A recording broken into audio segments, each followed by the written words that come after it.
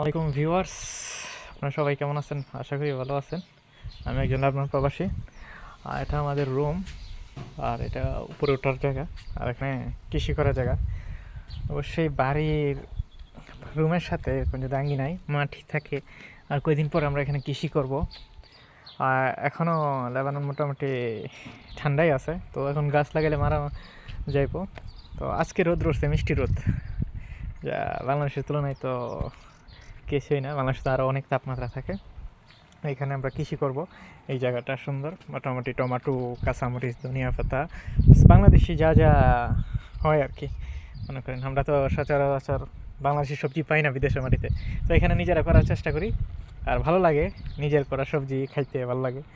পুঁই শাক, লাউ, বিশেষ করে লাউটা এখানে লাগাইলে গাছে উঠে যায়, তখন অনেক ভালো লাগবে।